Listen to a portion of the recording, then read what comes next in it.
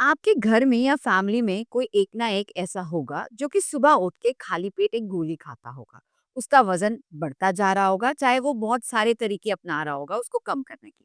हाँ, मैं बात कर रही हूँ आज थायराइड डिसऑर्डर की, स्पेशली हाइपोथायराइडिज्म की। तो एक रिसर्च हुई जिसमें देखा गया कि भारत में 2013 में रिसर्च हुई कि जिसमें देखा गया कि भारत में 11% लोग जो हैं वो थायराइड से पीड़ित हैं और स्पेशली जो पीड़ित हैं वो महिलाएं हैं। तो आज हम बात करेंगे हाइपोथायराइडिज्म की, यानी कि जिसको कॉमन लेमैन लैंग्वेज में थायराइड की बीमारी कहा जाता है। तो आज हम बात करेंगे थायराइड के उन लक्षणों के बारे में जिसे आप गोली खाने पर भी कंट्रोल नहीं कर पाते हैं और उसको आसान तरीके से हम कैसे मैनेज करेंगे। तो अगर आप ये जानना चाहते हैं तो हमारे इस वीडियो को एंड तक देखें और हमारे साथ बने रहें। थायराइड क्या है? थायराइड जनरली दो प्रकार का होता है, हाइपरथायराइडिज्म और हाइपोथायराइडिज्म। तो आज हम बात करेंगे हाइपोथायराइडिज्म के बारे में, क्योंकि ये भारतीय जनता में ज्यादा प्रेवलेंट है। तो हाइपोथायराइडिज्म में जो हमारा हार्मोन होते हैं T3, T4 और TSH, उसमें इनबैलेंस हो जाता है। इसमें देखा जाता है कि T3 और T4 की मात्रा कम हो जाती है और TSH बढ़ जाता है, जिसकी वजह से जो इंसान है उसका बेसल मेटाबॉलिक रेट, जिससे कि वो कैलोरीज बर्न करता है, वो कम हो जाता है।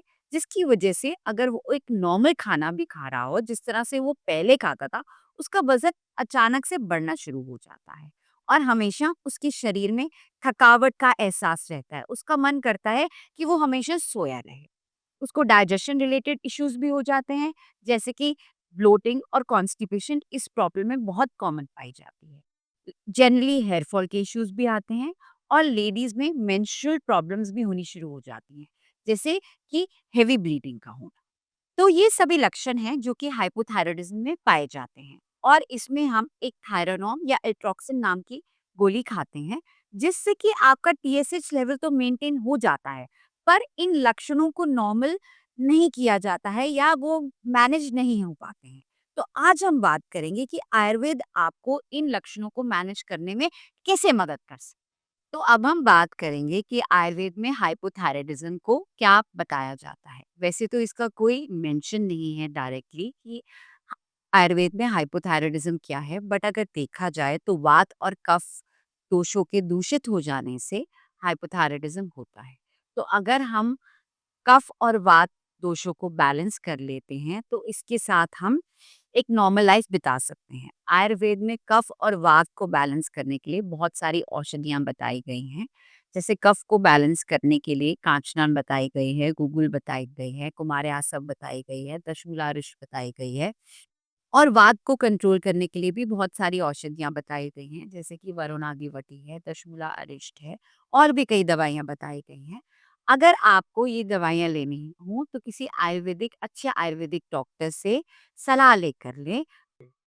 सो आयुर्वेदिक ट्रीटमेंट लेने के बाद आप जो अपने सिम्टम्स हैं, जैसे कि शरीर में शिथिलता का होना, वेट गेन होना, कॉन्स्टिपेशन होना और मेंस्ट्रुअल इरेगुलरिटीज होना, इन सबको बहुत अच्छे से मैनेज कर सकते हैं।